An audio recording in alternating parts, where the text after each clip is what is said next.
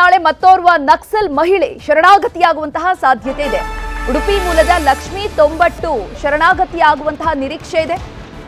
ಉಡುಪಿ ಅಥವಾ ಚಿಕ್ಕಮಗಳೂರಿನಲ್ಲಿ ಶರಣಾಗಲಿದ್ದಾರೆ ಲಕ್ಷ್ಮಿ ತೊಂಬಟ್ಟು ಅನ್ನುವಂತಹ ಮಾಹಿತಿ ಲಭ್ಯವಾಗಿದೆ. ಆಂಧ್ರದಲ್ಲಿ ಸಕ್ರಿಯಳಾಗಿದ್ದಂತಹ ನಕ್ಸಲ್ ಲಕ್ಷ್ಮಿ ತೊಂಬಟ್ಟು ಕುಂದಾಪುರದ ಅಮಾವಾಸ್ಯೆ ಬೈಲು ಬಳಿಯ ತೊಂಬಟ್ಟು ಗ್ರಾಮದವರಿಗೆ ಆಂಧ್ರದಲ್ಲಿ ಸಕ್ರಿಯರಾಗಿದ್ರು. 2006 ಮಾರ್ಚ್ 6ರಿಂದ ಕಣ್ಮರೆಯಾಗಿದ್ರು. ಮಾಜಿ ನಕ್ಸಲ್ ಸಂಜೀವ ಅಲಿಯಾಸ್ ಸಲೀಂ ಜೊತೆ ವಿವಾಹ ಕೂಡ ಆಗಿದ್ರು ಈ ಲಕ್ಷ್ಮಿ ತೊಂಬಟ್ಟು. ಸದ್ಯ ನಕ್ಸಲಿಸಂ ಅನ್ನ ತೊರೆದು ಮುಖ್ಯ ವಾಹಿನಿಗೆ ಬರೋದಕ್ಕೆ ಒಪ್ಪಿಕೊಂಡಿದ್ದಾರೆ. ಈ ಹಿಂದೆ ಈಗಾಗಲೇ ನಕ್ಸಲಿಸಂ ಅನ್ನ ತೊರೆದು ಮುಖ್ಯವಾಹಿನಿಗೆ ಈ ಲಕ್ಷ್ಮಿ ತೊಂಬಟ್ಟು ಅವರ ಪತಿ ಸಂಜೀವ ಕೂಡ ಬಂದಿದ್ದಾರೆ. ಆಂಧ್ರದಲ್ಲಿ ಸಂಜೀವ ಜೊತೆ ಕೌಟುಂಬಿಕ ಜೀವನವನ್ನ ನಡೆಸ್ತಾ ಇದ್ರು ಲಕ್ಷ್ಮಿ ಅನ್ನುವಂತಹ ಮಾಹಿತಿ ಇದೆ. ಲಕ್ಷ್ಮಿ ತೊಂಬಟ್ಟು ಅವರ ಕುಟುಂಬಸ್ಥರು ನ್ಯೂಸ್ 18 ಜೊತೆ ಮಾತನಾಡಿದ್ದಾರೆ, ನೋಡೋಣ. ವಿಕ್ರಮ್ ಗೌಡನ ಎನ್ಕೌಂಟರ್ ನಂತರ ರಾಜ್ಯದಲ್ಲಿ ಈಗಾಗಲೇ ಸರಿಸುಮಾರು 7 ಜನ ನಕ್ಸಲರು ಶರಣಾಗತಿಯಾಗಿರುವಂಥದ್ದು. ಸರ್ಕಾರದ ಶರಣಾಗತಿ ಪ್ಯಾಕೇಜ್ಗಳನ್ನು ಒಪ್ಪಿ ಇದೀಗ ಲಕ್ಷ್ಮಿಯವರು ಶರಣಾಗತಿ ಆಗಲಿಕ್ಕೆ ಮುಂದೆ ಬಂದಿರುವಂಥದ್ದು. ಅವರು ಮುಖ್ಯವಾಹಿನಿಗೆ ಬರಲಿಕ್ಕೆ ಬಹಳಷ್ಟು ಆಸಕ್ತಿ ತೋರ್ತಿರುವಂಥದ್ದು. ಆ ನಿಟ್ಟಿನಲ್ಲಿ ಅವರ ಮನೆಯವರು ಅಂದರೆ ಅವರ ಅಣ್ಣ ವಿಠಲ್ ಪೂಜಾರಿ ಹಾಗೆ ಅವರ ಅಕ್ಕ ಅವರಿದ್ದಾರೆ. ಅವ್ರ ಬಗ್ಗೆ ನಾವು ಮಾತಾಡುವ ಪ್ರಯತ್ನವನ್ನು ಮಾಡುವ. ಹೇಗೆ ಅವರು ಮಾಹಿತಿ ಇದೆಯಾ ನಿಮಗೆ ಬರೋದ್ರ ಬಗ್ಗೆ?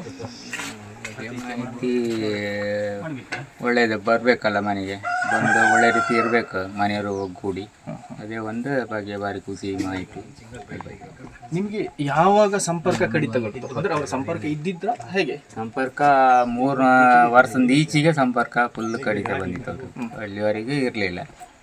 ಆನಂತರ ಫೋನ್ ಕರೆ ಅದಿದ್ದಾಳಿ ಮಾತಾಡೋಕೆ ಸಂಪರ್ಕ ಬಂದಿತ್ತು, ವಿಡಿಯೋ ಕಾಲ್ ಇದೆಲ್ಲ. ನಕ್ಸಲ್ ಚಟುವಟಿಕೆ ಭಾಗಿಯಾಗುವ ಸರಿಸುಮಾರಿಗೆ ಅವರಿಗೆ ಎಷ್ಟು ಏಜ್ ಆಗಿರ್ಬೋದು? ಅಂದರೆ ಯಾವುದೇ ಹೋರಾಟದಿಂದ ಹೋಗಿರುವಂಥದ್ದು ಹೇಗೆ?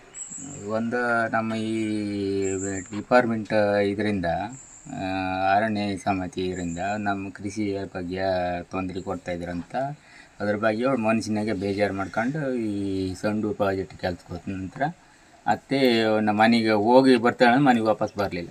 ಅತ್ತೆ ಹೋಗಿದ್ದಾಳೆ. ಅವಾಗ ನಮಗೆ ಗಾಬರಿಯಾಗಿ ಮತ್ತೆ 2ನೇ ಕಂಪ್ಲೇಂಟ್ ಕೊಟ್ಟಿತ್ತು. ಕಂಪ್ಲೇಂಟ್ ಕೊಟ್ಟು ಫೋಟೋ ತಗೊಂಡೆ ಕಂಪ್ಲೇಂಟ್ ಶಂಕರಣ್ಣ ತಾನೇ ಕಂಪ್ಲೇಂಟ್ ಕೊಟ್ಟಿದ್ದೆ. ಇದೀಗ ಅವರ ಮನೆಯಲ್ಲಿರುವಂಥ ಅವರ ಅಕ್ಕ ನಮ್ಮ ಜೊತೆ ಇದ್ದಾರೆ. ಬಹಳಷ್ಟು ಖುಷಿಯನ್ನು ವ್ಯಕ್ತಪಡಿಸ್ತಾರೆ. ತಂಗಿ ಬರೋದಕ್ಕೆ ಕಾಯ್ಕೆಯನ್ನು ಮಾಡ್ತಾ ಇರುವಂಥದ್ದು. ಮೇಡಮ್, ಹೇಗೆ ಖುಷಿ ಇದೆಯಾ ನಿಮಗೆ ಬರ್ತಾ ಇರುವಂಥದ್ದು? ಖುಷಿ ಇದೆ. ಅಂದರೆ ನಿಮಗೆ ಫೋನಿನಲ್ಲಿ ಸಂಪರ್ಕ ಇತ್ತು, ನೇರವಾಗಿ ಸಂಪರ್ಕ ಇರಲಿಲ್ಲ. ಈಗ ಅವ್ರನ್ನ ಮನೆಗೆ ಬರುವಾಗ ಯಾವಾಗ ಬರ್ಬೋದು ಅನ್ನೋ ಒಂದು ನಿರೀಕ್ಷೆ ಇದೆಯಾ ಹೇಗೆ? ಇಲ್ಲ, ನಿರೀಕ್ಷೆ ಇಲ್ಲಿವರೆಗೆ ಇರಲಿಲ್ಲ. ಇದು ಇವತ್ತು ಈಗ ಈ ಶರಣಾಗತ್ತು ನಮಗೆ ಗೊತ್ತಿರಲಿಲ್ಲ. ನೀವು ಹೇಳಿದ್ರ ಮೇಲೆ ನಮ್ಗೆ ಗೊತ್ತು. ಅಷ್ಟಿಂದರಿ ನಮ್ಗೆ ಗೊತ್ತಿರಲಿಲ್ಲ, ಬೆಳಿಗ್ಗೆ ಗೊತ್ತಾಗಿತ್ತು.